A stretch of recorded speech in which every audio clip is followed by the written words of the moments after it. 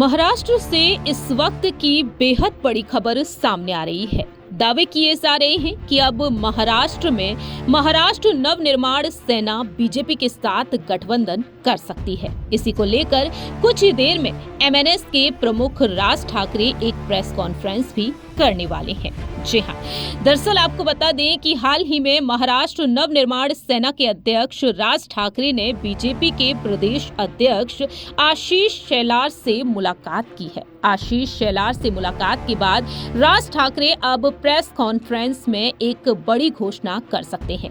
इसी वजह से अटकलें लगाई जा रही हैं कि इस प्रेस कॉन्फ्रेंस में राज ठाकरे बीजेपी के साथ गठबंधन का ऐलान कर सकते हैं। आपको बता दें कि राज ठाकरे और आशीष शेलार के बीच जो मुलाकात हुई है, बैठक हुई है, वो राजधानी दिल्ली में हुई है और दोनों के बीच तकरीबन 1 घंटे तक चर्चा भी चली है। आपको बता दें कि राज्य में 48 लोकसभा सीटें हैं। उत्तर प्रदेश के बाद दूसरी सबसे अधिक सीटें हैं महाराष्ट्र में 288 विधानसभा क्षेत्र हैं और मौजूदा वक्त में महाराष्ट्र में एकनाथ शिंदे और बीजेपी के गठबंधन की सरकार चल रही है। जैसा कि आप जानते ही हैं कि बीते 2 साल पहले ही किस तरह से उद्धव ठाकरे को धोखा देकर बीजेपी की तरफ चले गए एकनाथ शिंदे तमाम विधायकों को लेकर, और ऐसे में अब देखा जाए तो शिंदे गुट और बीजेपी के गठबंधन की सरकार महाराष्ट्र में चल रही है। और उस वक्त राज ठाकरे की कई बार मुलाकात देखने को मिली उप मुख्यमंत्री देवेंद्र फडणवीस के साथ। उस दौरान भी यही कहा गया कि बीजेपी के साथ अब एमएनएस का गठबंधन